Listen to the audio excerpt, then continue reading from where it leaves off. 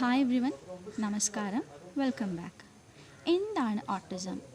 അതുപോലെ തന്നെ ഓട്ടിസത്തിൻ്റെ signs and symptoms എന്തൊക്കെയാണ്, എങ്ങനെയാണ് ഓട്ടിസം നമുക്ക് തിരിച്ചറിയാൻ പറ്റുക? ഈ രണ്ട് കാര്യങ്ങളായിരുന്നു നമ്മൾ കഴിഞ്ഞ 2 വീഡിയോസിലൂടെ ഡിസ്കസ് ചെയ്തിട്ടുണ്ടായിരുന്നത്. ഇനി ഒരു കുട്ടിയിൽ ഓട്ടിസം ഉണ്ട് നമ്മൾ തിരിച്ചറിഞ്ഞു, ആ കുട്ടിക്ക് എങ്ങനെയാണ് ട്രീറ്റ്മെൻറ്റ് കൊടുക്കുക? സ്പീച്ച് തെറാപ്പിസ്റ്റിൻ്റെ റോൾ എന്താണ്? ഒരു ഓട്ടിസം ഉള്ള ഒരു കുട്ടിയുടെ ട്രീറ്റ്മെൻറ്റിൽ ഒരു സ്പീച്ച് തെറാപ്പിസ്റ്റിൻ്റെ റോൾ എന്താണ്? അതിനെക്കുറിച്ചാണ് ഇന്നത്തെ വീഡിയോയിൽ നമ്മൾ ഡിസ്കസ് ചെയ്യാൻ പോകുന്നത്. ഒരു ഓട്ടിസ്റ്റിക് ആയിട്ടുള്ള ഒരു കുട്ടിയുടെ ട്രീറ്റ്മെൻറ്റിൽ ഒരുപാട് പ്രൊഫഷണൽസ് ഒരുമിച്ചാണ് വർക്ക് ചെയ്യുന്നത്. പ്രധാനമായിട്ടും 3 പ്രൊഫഷണൽസാണ് ഉള്ളത്: സ്പീച്ച് തെറാപ്പിസ്റ്റ്, സൈക്കോളജിസ്റ്റ്, അതുപോലെ ഓക്യുപ്പേഷണൽ തെറാപ്പിസ്റ്റ്. കുട്ടികളിൽ പലപ്പോഴും പല തരത്തിലുള്ള സ്വഭാവ വ്യതിയാനങ്ങൾ കണ്ടുവരാറുണ്ട്. ഓട്ടിസമുള്ള കുട്ടികളിൽ പലതരത്തിലുള്ള ബിഹേവിയറൽ പ്രോബ്ലംസും കാണാറുണ്ട്. അത് അഡ്രസ്സ് ചെയ്യുന്നത് ഒരു സൈക്കോളജിസ്റ്റിൻ്റെ സഹായത്തോടു കൂടിയാണ്. അതുപോലെ തന്നെ കഴിഞ്ഞ വീഡിയോസിൽ ഞാൻ പറഞ്ഞിട്ടുണ്ടായിരുന്നു, സെൻസറി പ്രശ്നങ്ങൾ ഓട്ടിസമുള്ള കുട്ടികൾ കാണിക്കാറുണ്ട്. ഇത് ഒരു ഓക്യുപ്പേഷണൽ തെറാപ്പിസ്റ്റാണ് ഡീൽ ചെയ്യുന്നത്.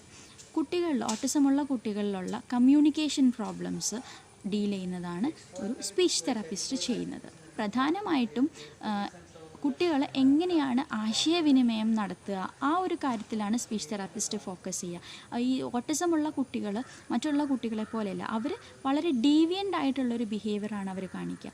അവരുടെ കാര്യങ്ങൾ എങ്ങനെയാണ് മറ്റുള്ളവരോട് കമ്മ്യൂണിക്കേറ്റ് ചെയ്യുക എന്നുള്ളതിൽ അവർക്ക് അറിയില്ല. പലപ്പോഴും അവരൊരു പക്ഷേ കമ്മ്യൂണിക്കേറ്റ് ചെയ്യുന്നുണ്ടാവാം, പക്ഷേ ഇവർ ഡീവിയൻ്റ് ആണെന്ന് ഞാൻ പറഞ്ഞു. അതിൻ്റെ അർത്ഥം നമ്മൾ സാധാരണഗതിയിൽ നമ്മൾ എക്സ്പെക്റ്റ് ചെയ്യുന്ന ആശയവിനിമയത്തിൻ്റെ മാർഗങ്ങളിലൂടെ ആയിരിക്കണം എന്നില്ല അവർ ചെയ്യുന്നത്. അവരെല്ലാം വ്യത്യസ്തമായിട്ടുള്ള രീതിയിലാണ് ചെയ്യുന്നത്. അപ്പം ഈ ഒരു കമ്മ്യൂണിക്കേഷനിലാണ്, അതായത് ആശയവിനിമയത്തിലാണ് ഒരു സ്പീച്ച് തെറാപ്പിസ്റ്റ് ഫോക്കസ് ചെയ്യുന്നത്. അതിപ്പോൾ സംസാരത്തിലൂടെ തന്നെ ആവണം എന്നില്ല.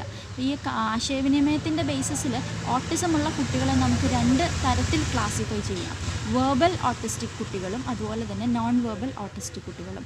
വെർബൽ കുട്ടികളാണ് സംസാരിക്കുന്ന കുട്ടികൾ. സംസാരമില്ലാത്ത നോൺ വെർബൽ ഓട്ടിസ്റ്റിക് ആയിട്ടുള്ള കുട്ടികളും ഉണ്ട്. അപ്പം ഒരു സ്പീച്ച് തെറാപ്പിസ്റ്റ് വെർബൽ ആയിട്ടുള്ള ഒരു കുട്ടിയാണെന്നുണ്ടെങ്കിൽ ആ കുട്ടിയെ സംസാരം എങ്ങനെ ശരിയായ രീതിയിൽ ഉപയോഗിച്ച് ആശയവിനിമയം നടത്താം, മറ്റുള്ളവർക്ക് കാര്യങ്ങൾ എങ്ങനെ കമ്മ്യൂണിക്കേറ്റ് ചെയ്ത് കൊടുക്കാം, അവരുടെ ആവശ്യങ്ങൾ എങ്ങനെ സംസാരത്തിലൂടെ നേടിയെടുക്കാം, ഇതാണ് വെർബൽ ആയിട്ടുള്ള കുട്ടികളിൽ ഒരു സ്പീച്ച് തെറാപ്പിസ്റ്റ് ട്രെയിൻ ചെയ്യുന്നത്. നോൺ വെർബൽ ആയിട്ടുള്ള കുട്ടികളാണെന്നുണ്ടെങ്കിൽ സംസാരമല്ലാത്ത മറ്റ് മാർഗങ്ങളിലൂടെ അവരുടെ ആവശ്യങ്ങൾ മറ്റുള്ളവരുമായിട്ട് എങ്ങനെ കമ്മ്യൂണിക്കേറ്റ് ചെയ്യാം, അവരുടെ ഓരോ നീഡ്സും എങ്ങനെ സാറ്റിസ്ഫൈ ചെയ്യാം.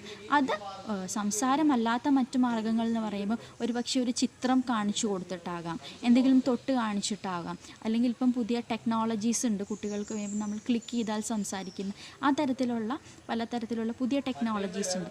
ഇതൊക്കെ യൂസ് ചെയ്തിട്ട് എങ്ങനെ കമ്മ്യൂണിക്കേഷൻ സാധ്യമാക്കാം എന്നുള്ളതാണ് നോൺ വെർബൽ ഓട്ടിസ്റ്റിക് ആയിട്ടുള്ള കുട്ടികളെ ഒരു സ്പീച്ച് തെറാപ്പിസ്റ്റ് ട്രെയിൻ ചെയ്യുന്നത്. സ്പീച്ച് അല്ലാത്ത മറ്റ് തരത്തിലുള്ള മാർഗങ്ങൾ ഉപയോഗിച്ച് കമ്മ്യൂണിക്കേറ്റ് ചെയ്യുന്നതിന് നമ്മൾ AAC എന്നാണ് പറയുന്നത്. അപ്പം ഈ ഒരു AAC ട്രെയിനിങ്ങും സ്പീച്ച് തെറാപ്പിസ്റ്റാണ് കൊടുക്കുന്നത്. ഓട്ടിസമുള്ള ഒരു കുട്ടിയെ നമ്മളൊരു സ്പീച്ച് തെറാപ്പിക്ക് കൊണ്ടുപോകുമ്പം ആദ്യമേ തന്നെ ഒരു ആശയവിനിമയത്തിനുള്ള ട്രെയിനിങ് ആയിരിക്കണം എന്നില്ല ഒരു തെറാപ്പിസ്റ്റ് കൊടുക്കുന്നത്. സംസാരം സ്റ്റാർട്ട് ചെയ്യുന്നതിന് മുന്നേ, അല്ലെങ്കിൽ ആ ശരിയായ രീതിയിൽ കമ്മ്യൂണിക്കേഷൻ സ്റ്റാർട്ട് ചെയ്യുന്നതിന് മുന്നേ കുട്ടികൾ ഡെവലപ്പ് ചെയ്തെടുക്കേണ്ടതായിട്ടുള്ള കുറേ സ്കിൽസ് ഉണ്ട്.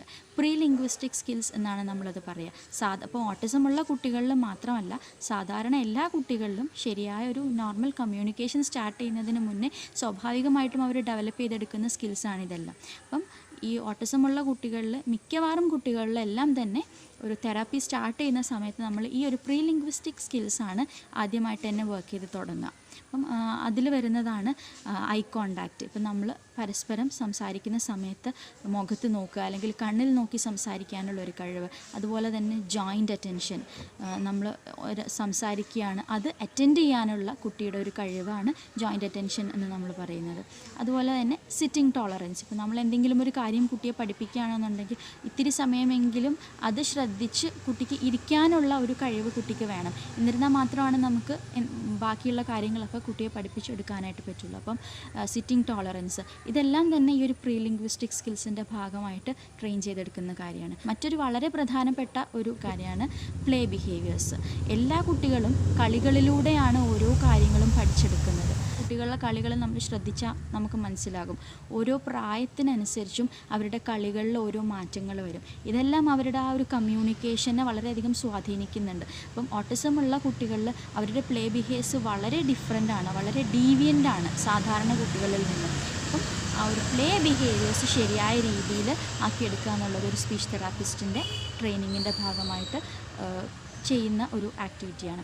അതുപോലെ തന്നെ ഇമിറ്റേഷൻ, നമ്മൾ സംസാരമായാലും മറ്റുള്ള കാര്യങ്ങളായാലും നമ്മൾ മുതിർന്നവർ അല്ലെങ്കിൽ മറ്റുള്ള ആളുകൾ അവരുടെ സമപ്രായക്കാരാവാം അല്ലെങ്കിൽ മുതിർന്നവരാകാം ചെയ്യുന്നത് അനുകരിക്കാനുള്ളൊരു കഴിവ് കുട്ടികൾക്ക് വേണം. അത് അവരുടെ കമ്മ്യൂണിക്കേഷൻ ഡെവലപ്പ് ചെയ്യുന്നതിൽ വളരെ ഇമ്പോർട്ടൻ്റ് ആയിട്ടുള്ളൊരു കാര്യമാണ്. അപ്പം ഈ ഒരു ഇമിറ്റേഷൻ അല്ലെങ്കിൽ അനുകരണം അതിനുള്ള ഒരു സ്കില്ല് ഡെവലപ്പ് ചെയ്യുക എന്നുള്ളതും ഒരു സ്പീച്ച് തെറാപ്പിസ്റ്റിൻ്റെ ആ ഒരു സ്പീച്ച് തെറാപ്പിയുടെ ഭാഗമായിട്ട് ഓട്ടിസം കുട്ടികളിൽ നമ്മൾ ചെയ്യുന്ന ഒരു കാര്യമാണ്. കഴിഞ്ഞ വീഡിയോയിൽ ഓട്ടിസമുള്ള കുട്ടികളുടെ പ്രശ്നങ്ങൾ പറഞ്ഞ സമയത്ത് നമ്മൾ പറഞ്ഞിട്ടുണ്ടായിരുന്നു സെൻസറി പ്രശ്നങ്ങൾ, പലതരത്തിലുള്ള സെൻസറി പ്രശ്നങ്ങളുണ്ടാകാം.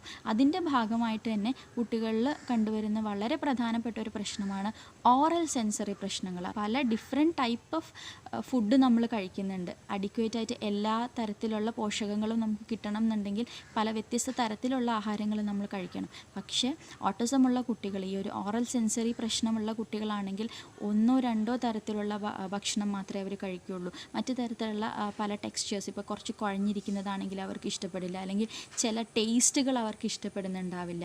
ഇത്തരത്തിൽ വളരെ കുറഞ്ഞ സാധനങ്ങൾ മാത്രമേ അവർ കഴിക്കാൻ ഇഷ്ടപ്പെടുന്നുണ്ടാവുള്ളൂ. അപ്പോൾ അതുകൊണ്ട് തന്നെ അവരുടെ ന്യൂട്രീഷൻ ആയാലും അതുവഴി അവരുടെ മൊത്തത്തിലുള്ളൊരു ആരോഗ്യത്തിനെയൊക്കെ ബാധിക്കുന്ന വളരെ സിവിയർ ആയിട്ടുള്ളൊരു പ്രശ്നമാണ് ഈ ഒരു ഓറൽ സെൻസറി ഇഷ്യൂസ് എന്ന് പറയുന്നത്. അത് ഡീൽ ചെയ്യുന്നത് ഒരു സ്പീച്ച് തെറാപ്പിസ്റ്റാണ്. ഓക്യുപ്പേഷണൽ തെറാപ്പിസ്റ്റിന് അതിന് റോൾ ഉണ്ടെങ്കിൽ കൂടി ഓറൽ സെൻസറി എന്ന് പറയുന്ന ആ ഒരു ഭാഗം പ്രധാനമായിട്ടും ഒരു സ്പീച്ച് തെറാപ്പിസ്റ്റ് തന്നെയാണ് ഡീൽ ചെയ്യുന്നത്. അപ്പം ഓട്ടിസമുള്ള കുട്ടികളിൽ പ്രധാനമായിട്ടും ഈ പറഞ്ഞ കാര്യങ്ങളാണ് ഒരു സ്പീച്ച് തെറാപ്പിസ്റ്റ് ചെയ്യുക. സ്പീച്ച് തെറപ്പി മാത്രമല്ല, അതിൻ്റെ കൂടെ തന്നെ ബിഹേവിയറൽ തെറപ്പിയും ഓക്യുപ്പേഷണൽ തെറപ്പിയും കൂടെ ചേർന്ന് 3 പ്രൊഫഷണൽസും കൂടെ ചേർന്നിട്ടുള്ളൊരു കമ്പൈൻഡ് ആയിട്ടുള്ളൊരു പ്രവർത്തനത്തിൻ്റെ ഫലമായിട്ടാണ് ഓട്ടിസ്റ്റിക് ആയിട്ടുള്ള കുട്ടികളെ നമുക്ക് മുഖ്യധാരയിലേക്ക് കൊണ്ടുവരാനായിട്ട് പറ്റുള്ളൂ. അപ്പം ഈ ഒരു വീഡിയോ നിങ്ങൾക്ക് ഉപകാരപ്രദമായി എന്ന് വിശ്വസിക്കുന്നു. ഇഷ്ടപ്പെട്ടാൽ ലൈക്ക് ചെയ്യുക, ഷെയർ ചെയ്യുക. ചാനൽ സബ്സ്ക്രൈബ് ചെയ്യാതെയാണ് വീഡിയോ കാണുന്നതെന്നുണ്ടെങ്കിൽ പ്ലീസ് കൺസിഡർ സബ്സ്ക്രൈബിങ്.